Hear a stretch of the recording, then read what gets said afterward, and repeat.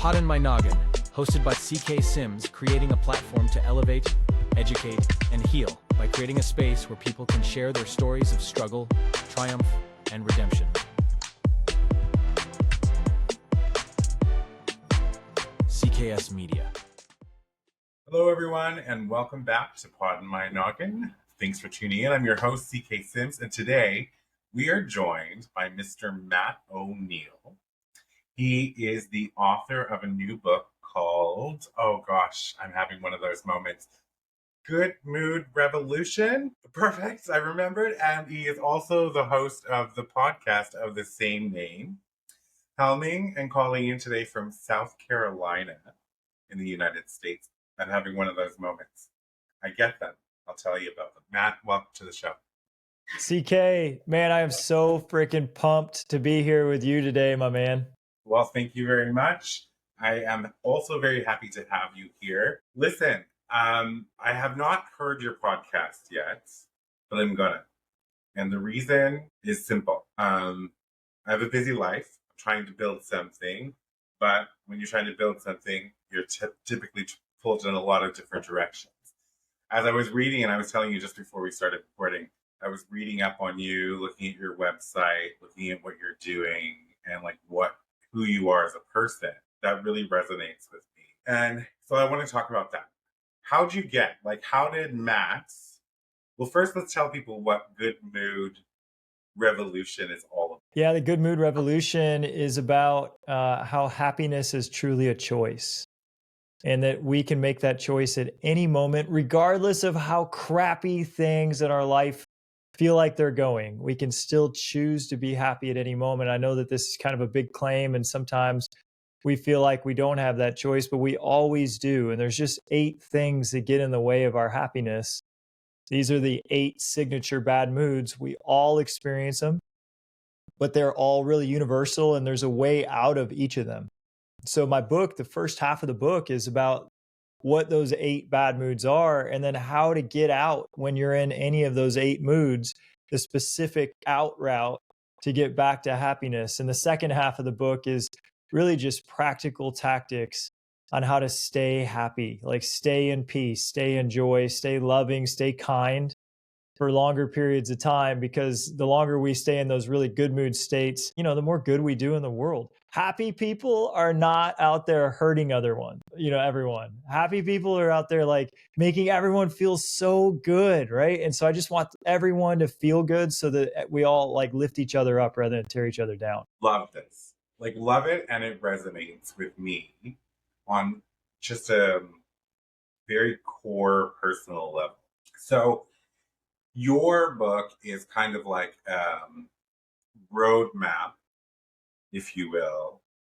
If people who are listening or see snippets of this on social media want to figure out why they're unhappy, where in those 8 moods do they fall, the unhappy ones, and how they can segue their lives out of that mood into, say, a happier mood and keep it sustainable.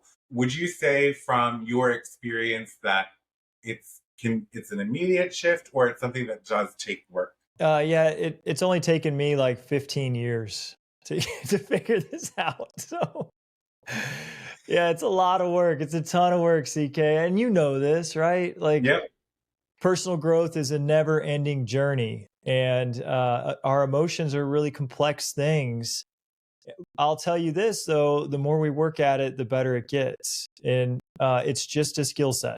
It's a skill set. It's like everyone's chasing happiness. Every single person alive wants happiness. Now we go about it in the wrong ways because society tells us to go after happiness and, by chasing status, money, fame, external things, success. They say, oh, if you're, society's the more successful you are, the happier you'll be. Just look at any TV commercial, any social media post. It's like, if you just project this image of perfection, then you'll be happy. But that's the opposite, man. We see these luxury car commercials and we see people going on luxury vacations, and it just makes us all feel bad. Even the person posting it is in one of the 8 bad moods. Just to post something that would make other people want to compare themselves to you, that's a prideful post. And one of the 8 bad moods is stuck in a feeling of competition and pride over how my life is better than others, but some other people's lives is better than mine. We can never have happiness when we're comparing ourselves. It's so true. You said it gets better. I want to add to that, right? So you said it gets better after time. I want to say not just better, but easier. Totally. Because as it is a skill set, you start out a new job and it's something you haven't really done before. There is a learning curve, but you are putting in the work, you're doing the task over and over again, you're being consistent, you're showing up because, well, that's your job, is to show up and do that work. Yep. Eventually, this job just becomes natural to you. Like, oh, I can't believe that, say 8 years ago, the thought of getting in front of somebody or a group of people was so far outside of my spectrum of possibilities that now after 8 years I'm comfortable doing that, right? Like it's practice and it gets better and easier. I have a question. So was Matt O'Neill birthed from the womb happy? Like did you come out happy and this wonderful human being who wants to share this message and uplift everybody? Is that where you're from? Yeah, totally. 1,000%. I believe we're eternal souls, and I do believe my mission in this lifetime was to spread happiness and joy. When I was a kid, I used to have these notions that I would write books and like teach people how to feel good. However, I was really troubled. I had a kind of a maniac for a dad.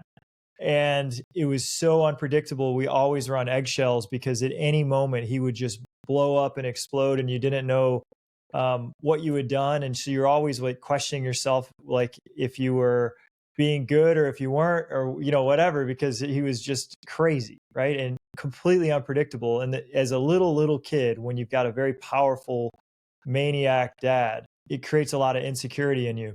And then he's belittling all of us and telling us all that we're not worthwhile, and that we're not lovable, and never telling us that he loves us. And in fact, telling us the opposite, that we're, pieces of crap. We believed him. I'm just a kid, right? Like I'm just a little kid. This is a hero of mine, the person I'm supposed to look up to and follow. So I'm believing everything he says. And then he abandons us. And now my mom's a secretary, only making $24,000 a year. There's 4 of us, 4 kids. Plus her, she's got to feed 5 people on 24,000 a year. And it's like, hey, she would hand me a calculator. We get to the grocery store. She'd be like, all right, Matt, we got $30 for groceries for all of us this week. I need you to add up each one as it goes in the cart. And we'd get to the checkout line. I'd be like, we got to put these things back. We would put stuff back in the checkout line. So then there's all this fear and anxiety, right? And so when I was 6, I actually, like, school mandated I go to counseling because I told my teacher I was going to kill myself. Just this little kid, just a little innocent kid that should be having a fun childhood. There was just so much emotional stress on my little shoulders that, yeah, I wasn't happy, but I was here. Again, because I believe we're eternal. I think I chose the situation. I think I chose it. I think I chose my parents, and I wanted to like suffer and go through the darkness to show the way out. And obviously that's what the book has done, is it teach. I've been through all of the 8 bad moods, as deep and as dark as they can go. And addictions, daily alcohol and drug addictions, just hating myself, wanting, basically any kind of thought pattern like that is like a self-annihilation thought pattern. And I figured my way out. I found my way out, not by myself, but by amazing others who had written great books about it and who had given seminars, and coaches and mentors and psychologists, and so many different people have helped me figure out all these philosophies. Now I just want to share them with the world. So, a couple call out here that I've noticed. So when you joined this call and we first started talking, you have such an immense life in your eyes. Oh, thank you. It was the first thing that I noticed. Like there's so much life in your eyes. So like you're radiating joy is what I saw. And so, but then you're telling me that as a child, upbringing was hard. Your dad was emotionally abusive. I don't know if he's physically Yeah, abusive. absolutely. Emotionally. Emotionally. And at 6, you had formulated that you wanted to kill yourself, and your school sent you to counseling, mandated you to go to counseling. Did it improve from 6 until graduation? Like I feel like maybe that's not what we planned on talking about, but I'm interested in the root of the story because you're the example to me of someone who has gone through it and then come out the other side defining your own version of success, right? So, Yeah, so I got really tough in order to survive all of the, for me, like it really is survival. All of these 8 bad moods are survival moods, and they're driven by the ego. And so I leaned into some of the ones that protected me, and one of them was like anger and frustration, and I became a really angry teenager. And another one is pride. I became super arrogant. And no one could do it better than me. Nobody was better than me. And what it is like all of that like tough exterior, that pride that I'm the best. It was basically a big suit of armor covering up somebody who was really, really insecure inside because I didn't think I was lovable. Like deep down, I just didn't think I was. I didn't think I was worthwhile. And that's the lie of shame. And that's the first of the 8 bad moods, is this thought that we're not worthy as we are of love. But then I went out and I'm like, well, I'll prove to everybody I am worthwhile, and I'm going to succeed like crazy. I'm going to like conquer and win. And I'm going to get society's version of happiness. And I went out and I earned great income. And I said, okay, this income's great. I'm going to double it. I doubled it. I said, okay, I'm going to double it again. I doubled it again. And I'm like doing all of these external things. And at the same time, completely miserable, like so unhappy. And I look around, I'm like, this is everything I ever thought would make me happy. I grew the family I wanted. I was living in the house I wanted, driving the car I wanted, had the career income I wanted, and yet I wasn't happy. And I said, okay, I could continue to double down, and I could say, I'll just do more of what I'm doing. I'll get a faster car. I'll get a younger wife, whatever. This is like the midlife crisis that people can go through, or I'll stop trying to do the wrong way and I'll start to focus on what actually creates happiness. And at that moment, this was 15 years ago, I switched everything I was reading about business success and started to learn about emotional success. And it changed everything. And just like we were saying, if you study it, and I teach it, if you study it, there are proven methods that make you feel amazing every single day, and then you have to practice them. how old were you 15 years ago? Yeah, so that was when I was 30. You're 45 now? Yeah. We don't have midlife crises at 30. Might have identity crisis. Right. Definitely not. But this is my point, though, is that you get it. I could have just continued to drive up that success through my 30s, and then you get into your 40s, and you're like, you're burnt. Well, I'll just go ahead and just half the age of the wife, get the new car, and and I'll just redo what I did through my late 20s and 30s just again. And that's the midlife crisis. And we think that we're going to be happy if we just go ahead and be young again, right? But it's not. All avoidance. Yeah, it's total avoidance of what's actually going on, right? And so one thing, like for me, the emotional abuse, your mom doing the best that she could, but then also like having the responsibility of like trying to calculate if you had enough for food, very anxiety driven. But your messaging from being a wee one was that you weren't good enough. Totally. And that we weren't good enough, right? That all the other families that didn't have to count up how much money it cost for food and that could actually wear like new shoes or, new clothes to school, like I thought they were the happy ones. And so I was like, dude, I'll go ahead and get the new clothes and the new shoes, and then I'll be one of the happy ones. Because as you mentioned, the lie that, society tells us is that happiness comes from material things. Totally. Or status or how people view you. A therapist told me once, and I've had many, lots of wonderful, great therapists in my life. Told me once, and it was something that really, I don't know, kind of shook my foundation, my belief system at the time. I too, for different reasons, adopted the faulty assumption that I wasn't good enough, right? Or I wasn't lovable, or I'd never amount to anything. And so I just Mm. accepted that lie and Ah. based my whole life on that Oh, for it breaks my heart, man. Just to hear you say that, CK, like, I know. I oh, my you heart know, just breaks. there's a happy ending, just like yours. But Yeah. this therapist told me, because for a long time I thought that, my parents were just being parents and that I was the sensitive one or whatnot. What people don't understand is that when you're a child, your parents, regardless if they're actively abusing or intentionally, but their actions impact your belief system. So this therapist told me one time, as a child, I'm not getting emotional about it. I've been talking all day, so my voice is going. As a child, your parents are your survival instinct, right? Like they're your survival. They provide house and home, food.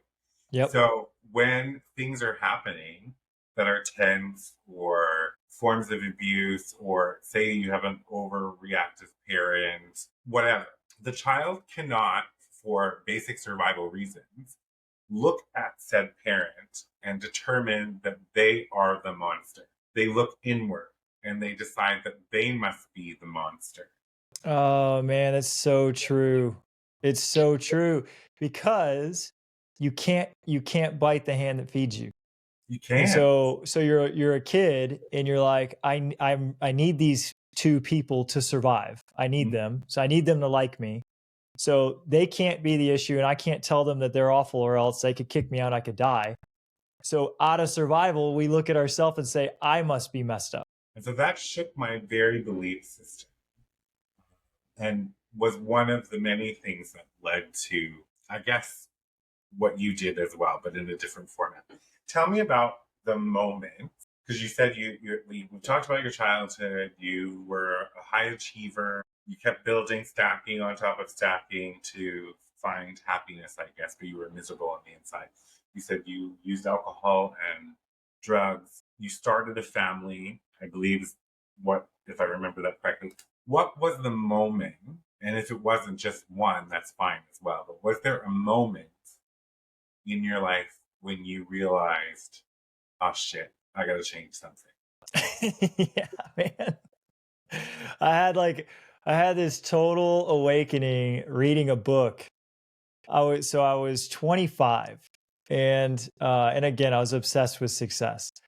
So the first book I had read since high school was Think and Grow Rich. I'm like, "Oh man, yeah, I've heard that this book can help you become even more rich." So I'll read this book, Think and Grow Rich, and in that book, was saying your life is exactly how it is because of the way you're thinking. And whatever you want, you just have to change your thoughts. And I'm like, wait a minute. Is this true? Like, are my thoughts really creating all the bad and all the good? And that was a total wake up moment for me. I end up watching the movie The Secret. The Secret like takes it a step further, and Rhonda Byrne is saying your vibrational frequency, which is your emotional state, is attracting back to you other things that are vibrating at your state. So if you're in a low vibrational frequency, like anger, shame, guilt, hopelessness, sadness, fear, anxiety, if you're feeling these emotions, you're going to attract back situations that confirm that you should be afraid, that you should be angry, because like you're just going to attract to you like a magnet, like however you're feeling. And I'm like, well, I want to feel really good then because I want to attract back to me like lots of good stuff.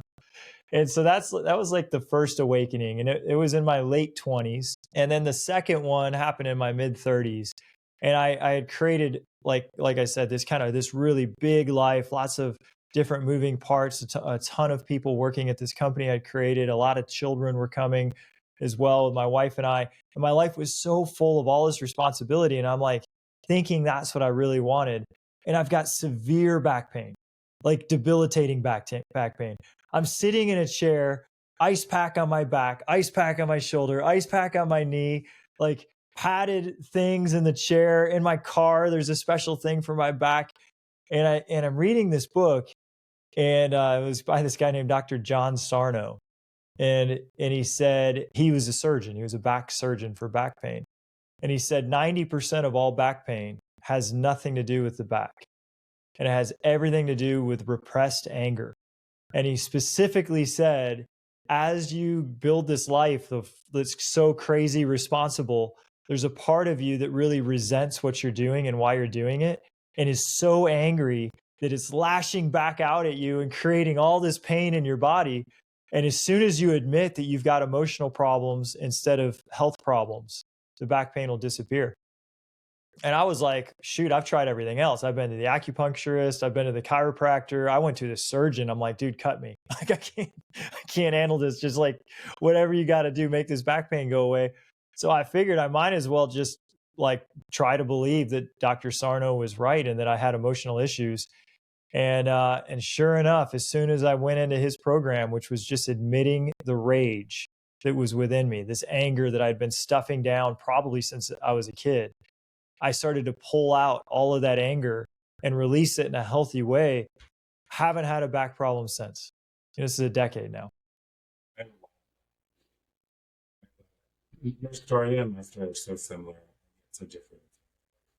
While it's not a focal point for me or a moment that I would say consider was pivotal in my change, recognizing and realizing and admitting that I had this burning rage that lived within. Where it came from, I kind of have some ideas. Where it's gone into kindness. And we talked about that before we started. So like I just channeled that rage when it was coming up, and I said, I want to take this rage and do something with it. But obviously, like going around and smashing things is not really going to bode well for like anybody. So how can I turn it? How can I turn it into something positive? And it just became my ability to say, take that rage and then turn it into compassion and start looking at people. Whereas pre-35, if you watch, I don't know how much I got into it with Lisa, but if you watch the last podcast, I did talk about pre-35 and post-35. Whereas 35 was the period in my life where I tried to end it. And then that was such a milestone and a catalyst for me to exactly what you had sort of with a book and all of that stuff, was realized that one person, one random, like, I don't even know, like, it's so frustrating because I don't even know if they were a doctor or a nurse or what they were. He was a gentleman who came into my room. He was an angel. He was an angel. Practitioner. An angel, yes. And his words, just stop swimming, which are the 3 words that changed my life. Because my thing was, I was constantly trying to stay above water and fighting against the depression and the anxiety and the fear and the low self-esteem and all of that, and just trying to function. And his message was, just stop fighting against it. Let it happen. Let yourself feel it, acknowledge it, move through it. And to feel is to heal, right? Yes. Yeah, and yes. we're so afraid that these 8 negative emotions are going to swallow us up and that we won't be able to handle them if we face them head on. And so many of us are just living in them, right? Yeah. And that's what people don't understand, is we're living in some variation of those 8 emotions, those negative emotions that you talk about in your book. Yep. They're just ever present in our lives, and they ever present. It's like a fish in water that doesn't realize it's in water. That was me in anger. I had no idea I was in anger. I was living in the city of anger. Anger was my water. I was breathing it in. I was exhaling it. And then what was happening is people were frustrated back at me. And I just kind of thought that's how the world was, is that you fight with people and they fight back with you. And it's totally in the world of anger. That is totally how it is. But out of the world of anger, nobody ever raises their voice or gets frustrated with you. Like, and if they do, your kindness and compassion is so ever present that whatever anger they're feeling just dissolves through it. It's just completely dissolved in your presence. But I didn't know that that was how it could be. Nobody had told me that.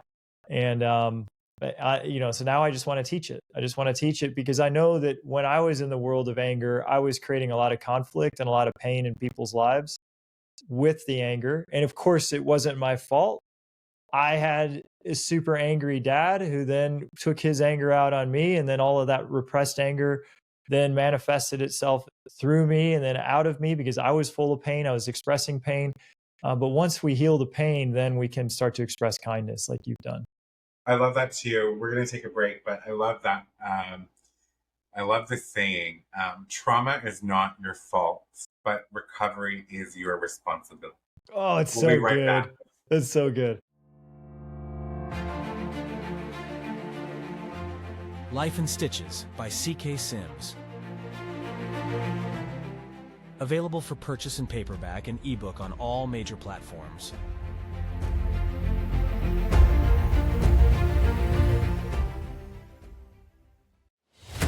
Partner today with CK Sims and Poddin My Noggin to get in front of an audience that cares. You will be supporting mental health stories, tales of resilience, and uplifting content, aligning your brand with bringing goodness, authenticity, and kindness front and center.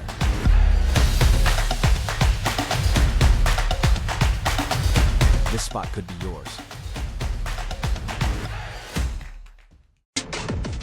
Do you have a story of struggle and resilience? One that you want to share with others and possibly help someone through their own struggles? Find the link in the show description and fill out the guest form today.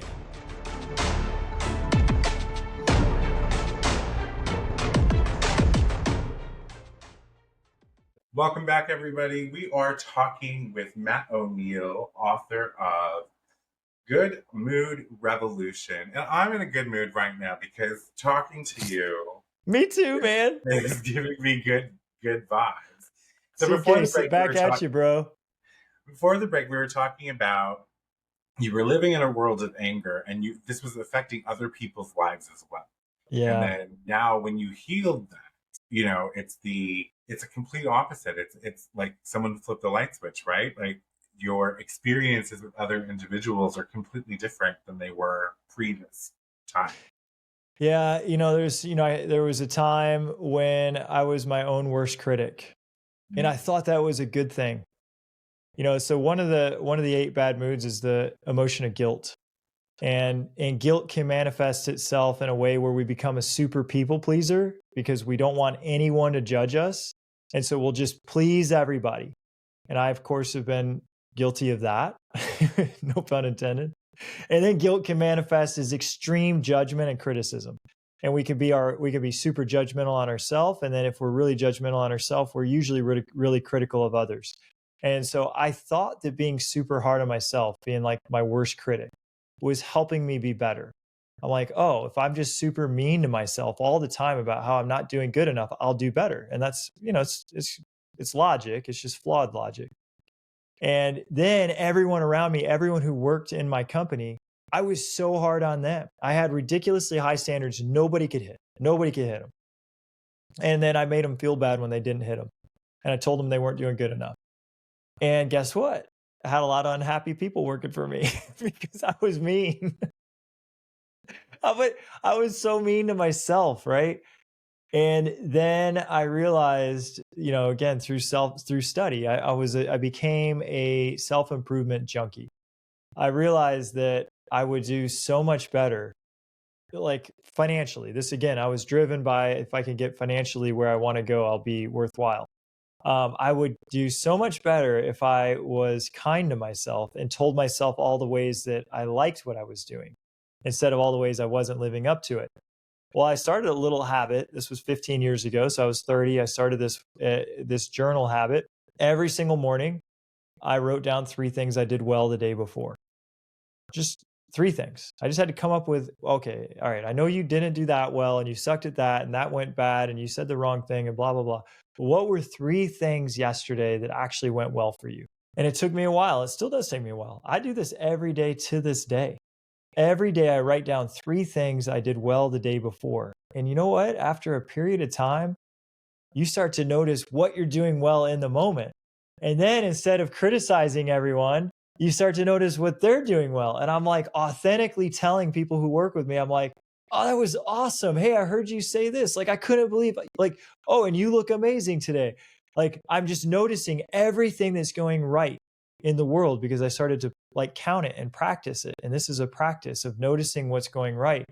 And I went from probably one of the worst people to work with to we were named the #1 company to work for out of 470,000 companies last year. And it's just like a little shift from it's not good enough to I'm so proud of you. If for anybody watching, listening, I love this conversation because while it does take practice and time, it really is that simple. It is changing how you speak to yourself. You had touched on some things just now that made me remember, like pre 35, my internal dialogue was very nasty to Mm, myself. me Always too. had been. But and what I hadn't realized, I guess maybe I have, but not it did I haven't really thought about in a long time, is how nasty I was outward to other Mm, people. And I was so mean to people. And like my best friend, one of my best friends I've been best friends with for 25 years, we discovered this while we were on vacation 2 weeks ago. And we're like, oh my God, like our relationship can get lower insurance rates now. Like, what the hell? Like, I'm like, this is crazy. And so I love she's that. seen me through everything. And like we sometimes reminisce about not reminisce because I think reminiscing is like thinking back to the good old days. It wasn't, but we remember who I used to be and how I used to act towards people. And like when I think of those things now, pre 35, I'm 43 now, so it's been 8 years. When I think of those things now, I cringe, Mm. like literally cringe. And I am now the person that if I were to witness myself as another being mean to someone, I will speak up and try to kindly, but assertive, call it out for what it is. And I do this for in my roles when I'm consulting, when I have teams, like it's so crazy. So people at home, I always had the idea of like creating a course called the 90-day Thought Warrior program. It's one day maybe, but I haven't Create done it. that yet. Create it. We need it, CK. We But need it. I'll take I it. I agree, but like it's helpful, but I don't have it yet. But Good Mood Revolution is available for purchase, right? Yeah. Yeah. And we're talking about the revolution right now. I mean, and you've lived it. You've done this inner work that is required. So this, I think you both of us realized that being hard on ourselves wasn't helpful and that being kind to ourselves was going to be a kinder way. How we do one thing is how we do everything. So how we talk to ourselves, of course, is going to be how we talk to the outside world. I also say that to my kids. My daughter will be like, man, so and so is so mean. She's always saying these mean things to me. I'm like, well, if she's saying that to you, imagine what she's saying to herself. Like, I feel bad for who she has to live with every day, because I know that those words that are coming out of her mouth is, a young, sweet little girl that's being outwardly mean, that she really doesn't like herself inside. And so now I can have compassion for somebody who's being mean because I was that guy and I wasn't having any fun. Here's the interesting part. So I just had a in real time moment of where I wanted to challenge you, but then stopped Let's do it. I love a challenge. using kindness. But no, it worked itself out. I do this. It happens in real time, and I realize things. So you're telling your kid, that this person who's being mean to them, think about what they're saying to themselves, and then like my automatic response is, but they don't get a pass. People don't get a pass because they're mean or because they're talking to themselves mean. Mm, However, then I remember how I look at other people who are doing things that are not kind. And I wonder what's behind all that. So it's the same thing. I don't give yeah. them a pass, but I do give them that thought process of like, what has happened in your life? What kind of choices have you had to make to get you where you are today? Yeah, Right? we I'm don't, going I to mean, use something. especially you and I, and I'm sure just every person listening, we've been through some stuff, man. Mhm. Like it's been so challenging that I do have crazy amounts of compassion for people who are lost in addiction, who are Oh, yes. making super destructive choices, who are being outwardly cruel. I've got compassion for them. I know that if they're being outwardly cruel, they're also tormented by cruelty inside their own mind. As somebody who's been there and who has family members there now, like I just think it's been a hard life for you, and I wish that it could be easier for you, and it can, if you're open to it. And it's going to take a lot of work. It's going to take a lot of work, but you know you have to admit that you're probably not doing it right, and there's a better way to do it. This is again where pride gets in the way, and why pride is really one of the worst bad moods that we can get lost in, because pride thinks it's doing it right. When we're prideful, we, like I said, when I was in my 20s and late teens, I thought I was the best. I thought no one could do it better. And yet I was failing miserably in all these different ways, but you couldn't tell me that. I'd be like, you don't know what you're talking about. Like I absolutely know how to do this better than you, and I'll prove it to you. And that was my pride talking. But at the same time, it wasn't going well, and you just couldn't tell it to me. So pride's a sneaky one. When we get lost in this like emotion of arrogance, you can't teach anyone anything who already knows everything. Well, there's that. And I do have a few of those people in my life who pride is a state that they are in. And I can see that with a few changes in their lives, they could have abundance of happiness and peace. No, you But can't say it though. You can't say it. you can't tell them. It's the most frustrating. It's the It most is. frustrating theme because they don't think they need any help. But what's crazy is that someone who's lost in that arrogance, everyone else can see their flaws, but they won't admit them. And so that's why they say pride comes before the fall, because you don't admit and you won't take help and you won't take like constructive feedback. And so eventually the world has to like teach you a really hard lesson. And I had a few of those hard lessons that kind of, created some humility in me. And a lot of some things like just crashed down around me in my pride and in my arrogance. And then I started to realize that humility was really a better way of being. And it's not easy though. I mean, choosing humility takes a lot of courage. It does. But that's interesting too, because then if you, in through the lens of Brene Brown, courage and vulnerability, humility are the same thing, Hmm. right? You can't have one without the other.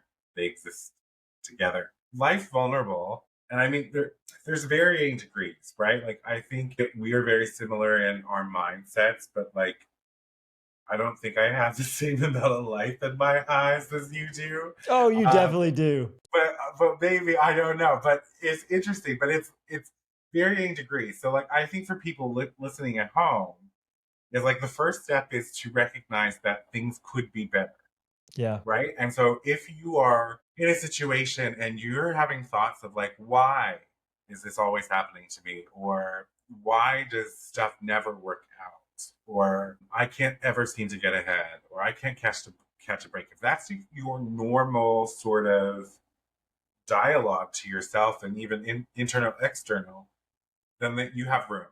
Like that's a spot to recognize that you have room for growth, because now you're living in one of those eight negative emotions. Yeah, So you have room to move.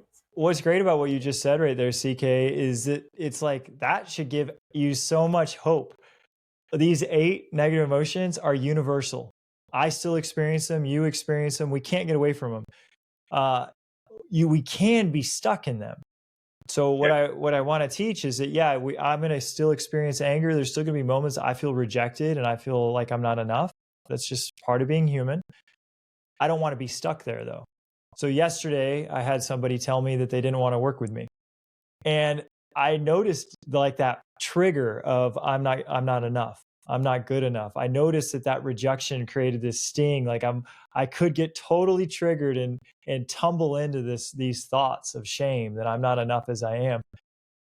But there, as I'm like shucking corn. We were having corn on the cob. I was shucking corn. I didn't put any music on. I just wanted to sit with what I was feeling, this feeling of being rejected, and then work through the exercises in my mind to get out of that feeling and get back to the constant state of joy that's always there behind the clouds of these negative emotions.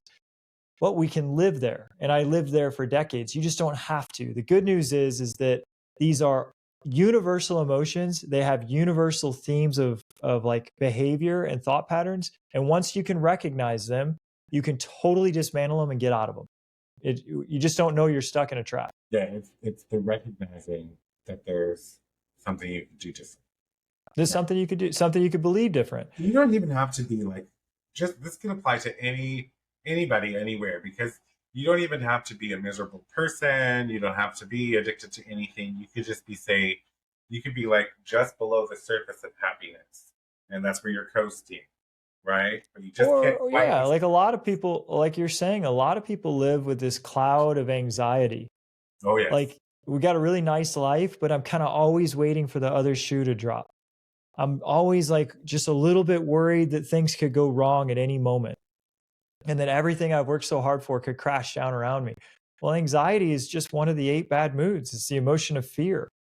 And we all experience fear, but it doesn't need to be a prevalent state. You know, fear can be an acute situation. It can happen because of a trigger. We don't need it to be hanging around in the form of anxiety for days on end, weeks on end, or months on end. So for me as well, anxiety is something I still struggle with. Like that, I would have to say that anxiety is probably the one thing that has stuck around. You're like a little stubborn stain. You know what I mean? Like it's just there. It doesn't rule my life anymore. Because there was a point in my life where it completely ruled everything. Yeah. But the thoughts creep up, right? You know, 2023, I was working for a company, giving it like 180%, killing myself, was not seeing a return, ended up getting packaged out. And then, so I was packaged out. And man, after giving everything to them. Oh, that hurts. No, it's one of those things where not only was I shocked, but also like the reverberation could be felt among. We were acquired like a year prior, but like it was a shock to many people, and that's fine. It was a blessing in disguise. It was the universe telling me, now is your time to live. It was actually like, it's so interesting. Of course, that's immediately where my mind went, was that you weren't happy working as much as you were for not being recognized for it. There was a piece of you that said, I'm designed for more than this. And that you know, a higher power, God, the universe, whatever it is that you subscribe to, something bigger than you was protecting you from that bad situation so that you could go shine. In the moment, though, it doesn't feel like it. In the moment, it feels like a big rejection. It does. It did. It felt like it was interesting though, because that year I lived a lot in anger and resentment. Of course. And I kept saying to my direct, boss at the time, I'm like, I'm angry, I'm pissed off. This is not my default anymore. Like something has to change. And I think I was holding out for that change to happen, but thinking at the time that it was going to come from within the company, right? But, getting packaged out, I was like, okay, I'm free from them. So what do I do now? Right? So, and this, led to this podcast, and it led to me finishing my book, and led me to all of these different things. And it led to Congratulations. Thank you. And it led to me realizing my worth. Yes. And not being afraid to ask for it. And that was, I think, the biggest lesson, because there was a period there when I was, realizing my worth, where I was kind of teetering on pride and just realizing my worth, because they're so close together that they could get crossed over. Mm-hmm. And I had never thought about pride as being one of those negative emotions until I read what you had to say. But it is, though, because pride comes from ego, and ego prevents us from experiencing so many things. Yep, absolutely. As a human being, 2024 has been an extraordinarily great year. I have had opportunities show up that I didn't even really dream were possible. And I just am so deeply rooted in gratitude and continuously, like, you keep your journal, right? Yeah. Every day of 3 things. My morning ritual has been for 8 years to press my fingers out when I wake up on the mattress and like just feel the firmness of that mattress, grounding, and speak 5 things at minimum that I'm grateful for. And it's when it's not about the things. I realized it through the work that everybody wants to have wealth and to have riches, I guess, if you will. But I realized that's not actually what I want. What I want are options. So it's different. So like there's no I don't want to be a billionaire. It's I want to be able to call my best friends up and say, let's go to Martha's Vineyard for a week and do a workation. Like let's just do that. Options. So like how that comes about through hard work and dedication, but recognizing that it's not about number signs. It's about how you can spend your life in a state of quality. And quality doesn't mean wealth and luxury and all that. It just means connections and happiness. Well, your gratitude practice is beautiful. And gratitude is one of the signature emotions of happiness. The more, like, we can't overdo it. We can't overdo gratitude. As much as we want to say I'm grateful, we're not saying it enough, because the more we say it, the better we feel. And we come to learn we can be grateful for everything. I wanted to go back to your really awesome and vulnerable story about breaking your back for this company that then turned their back on you, and how much like that can hurt. Of course, I would be mortified if that happened to me. And then how it ends up being like the greatest gift. And you're like, oh my gosh, I finished my book. I start this podcast. All these different things are happening. Like my life is so much better now that this terrible thing happened. And so this is one of the, I'm kind of linking this back to anxiety and fear too, because fear is the one emotion that gets all of us. The ego is always afraid of what can hurt it and kill it. And we're always afraid. Always. We're always afraid, and it'll never go away. We can't get rid of fear. And so anxiety, like a state of anxiety, is just kind of unresolved fear that we could die and things could hurt us and things could harm us. Well, the resolution of that is trust. And how do we build trust? And the more faith and trust we have that we're being provided for and loved and cared for, the less the anxiety has to be. One of my favorite prayers is the Lord's Prayer. And in that prayer, you say, give us this day today's bread. We don't say, give me 10,000 days worth of bread. We say, God, give me today's bread, just what I need for today. And I meditated with this monk named Mooney. And Mooney, we would do this meditation and we would chant this mantra. And I had a lot of anxiety at the time. And the mantra was, I'm all right now, because all my needs have always been met. And we would say it over and over and over. I'm all right now. All my needs have always been met. And after repeating that for months on end with Mooney, I'm like, man, Mooney, I really like this chant, that I'm all right because my needs have always been met. And he's like, yeah, of course your needs have always been met. You wouldn't be here right now if they weren't. Everything you've needed to survive has always shown up for you. Your daily bread has always been there for you every single day. Even when it felt hard, you were being loved and provided for and supported, and your needs were met and you were able to survive. And so there's 2 exercises that I like to do with this. The first is connecting the dots.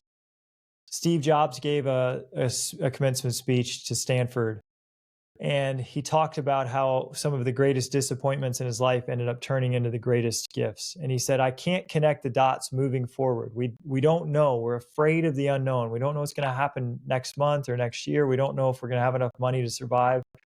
But we have to trust the dots will connect, and we're going to be all right, and our needs will be met. And so I do this by connecting the dots backwards. an exercise anyone can do is write down 3 of the hardest experiences you had to go through. I know this can be tough. If some of them are not if you're not ready to go into your hardest experiences, just write down 3 hard experiences you went through. And then I want you to write down, what did I learn? And how did that experience actually help me become a greater version of myself that I wouldn't have been without it? And when I do this, I'm like, oh, okay, so maybe the universe knows exactly what it's doing. And as I'm fighting and bucking and saying, I don't want this thing to happen, it's actually helping me become a greater version of myself. And then the other thing to do is to every single day I pray. And every day I pray for guidance. And I say, God, thank you for all my blessings, but then guide me today. And no matter what you bring me, give me the faith to know that that's what I need today. And that prayer eases my anxiety because I'm asking for whatever shows up to be guided from God. And then I'm asking for God to tell me when it shows up and I don't want it, to rest my mind at ease that this is actually going to be for my greatest good. And that's a truth. It is an absolute truth that absolutely everything that's happening to us is grace. Sometimes it's fierce grace. Sometimes it's that pride that's in the way and we need to be knocked down so that we become humble. But everything is actually grace. So it's interesting because that belief system ties into psychology by the fact that what we would call it in psychology is a resiliency tool. And so we use this often in a little different but similar concept. So you think of any time prior to now where you thought everything was going to fall apart and you weren't going to get through it. And then what happened? Ask yourself what happened. I got through it. You got through it. And now think about how you got through it. What were the things that happened or you did in those moments that got you through it? You can apply them now in this exact situation. So there's a lot of I rolled up my sleeves. I worked harder. I asked for help. I studied something. I learned something. Or I just fell to the ground and cried for hours, and then I felt better after the release. Like it's such a nuanced sort of. It's going to be different for everybody, but the fundamental core pieces of it are going to be the same. The emotions are the same. And everybody wants happiness is the same, right? Because I don't think there's anybody out there that if you were to ask them really, do you want to be happy? That could look at you and say, well, they might just for spite. But, I think everybody wants to be happy. But happiness is not something you get. Happiness is something that you are. Oh, mic drop. CK. You just nailed it. But it's a state of mind. You are wonderful, by the way. Love that you have faith. Love that. I think it's important to have faith, and I think I didn't have it in the dark times. And I was so smart. Remember how smart I was that I thought I knew everything. I would look at people with faith and I would say, well, I know that they're really happy because they have this illusion of like a higher power they can fall back on. Too bad they're stupid and that's not real. But I recognized at least that people with faith were happier than I was. I just couldn't admit that they were right. But yeah, it's a lonely place when we think that that we're not an eternal being. It's a really lonely place when we think that this is just some random occurrence. Again, I can empathize with people who think that way. I thought that way. But, the more you open up to the magic of the world, the more you start to see, oh, wow, man, everything is kind of happening miraculously and magically, and it's all connected in ways that are so much beyond logic that there's no other explanation other than we're eternal and there's something guiding us that's bigger than us. So what's next for you? That's a great question that I don't fully have an answer for. And that's fine. I am in this daily bread phase where I'm like, just let me be a light to whoever needs it today. Whoever I'm supposed to talk to today, let me say the thing that they need to hear. Let me be where you want me to be. I am just a servant right now. And I've got 4 young kids, and I'm their dad. And I've got an amazing wife, and I'm her husband. And so I want to be of service to my family, and then just wherever God is placing me, I just want to help those people that I can have an impact feel better about their life. And that's where my mind is. I don't have like some giant goal right now that I'm chasing after. It's more just a daily thing. And you know, that's the beautiful thing, right? Because that's perfect. And I For often use, now. For well, for now. now, exactly. But I often use the phrase, I think even on my podcast or Podmatch sort of profile, I say people who've gone through it and then came out the other side finding their own definition of success. Because success is not what society has told us. Success is what you decide it is for you. And that's going to look different for everybody. For everyone at home, the book is called Good Mood Revolution, available in bookstores and online, or primarily online. Yeah, it's online. So Online. Amazon's a great place to grab it. Perfect. So go get that book. I don't think you're gonna regret getting the book. Just based on this conversation. That's my gut feeling. Also, if you want to check out more of Matt, subscribe to his Good Mood Revolution podcast. And you can also head over to, I'm going to find it. I had it up like 2 seconds ago. Oh, my website? MattO'Neil.com. That's right. That's right. So MattOneil.com. I will put it in the description as well. So if you go there, you'll actually be able to find the book, the podcast, and the man himself. You can sign up for coaching, right? Yeah, absolutely. See? But man, CK, I have to just give you tremendous amount of props, man. You are making the world a better place with what you're doing. When I was checking out your podcast and I was seeing the depths of your vulnerability and like how authentic and how real you are, that is what people resonate with. And that's why you're having such great success with this. I appreciate it. Full disclosure, I don't process compliments well. They make me uncomfortable. So it's something I'm working on. Hey, you're doing great, man. Yeah, I'm just like, thank you. I don't know, if like people were to watch back while you're saying that. Hey, it's like, hey, can I just say one thing about that? yeah. I write about this in my book in the chapter on love. And so my editor was like, I wrote a whole chapter on how to be loving. And my chapter was about how to choose love second when we fail to choose love first. When we find out that we weren't being loving, that it's totally cool. And then all we have to do is just choose to be loving now. Like forgive yourself for not being loving. And then now let's choose to be loving now. That was the chapter. And my editor is like, hey, I feel like this chapter on love is missing love yourself and practice receiving love. And I was like, oh, you are so right. And so I added a section in the book about how to accept a compliment and and this is me, right? I have a hard time when people just shower praise on you, just like sitting in there and not feeling uncomfortable, and like just receiving it. But the extent that we can actually just sit in a compliment and I know it's uncomfortable.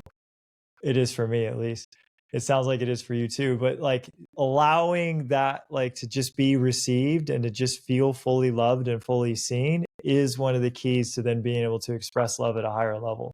So I'm glad you mentioned that. Yeah, it's great because I totally get it. I believe that. I subscribe to it, and it's one of those things that I will always say that I'm still on that journey, as we both are. We're still on a journey forever. That's what we're doing in our lives. My wife is the same way. So she read the book. She was my first reader. And she read that section and, I'm always complimenting her. And so after she read the book, I was like, oh man, you look beautiful today. And she says, thank you. She's like practicing just receiving and not complimenting me back, immediately, which is what we want to do. Yes. And I was like, hey, great example of receiving there, Katie. There you go. Well, you were a pleasure to have on. go keep spreading light.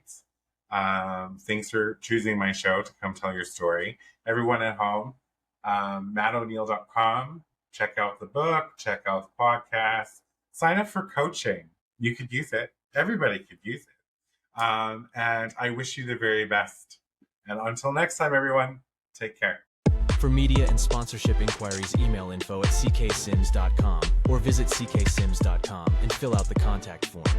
Be sure to subscribe so you don't miss an episode. A new episode airs every Saturday. CKS Media.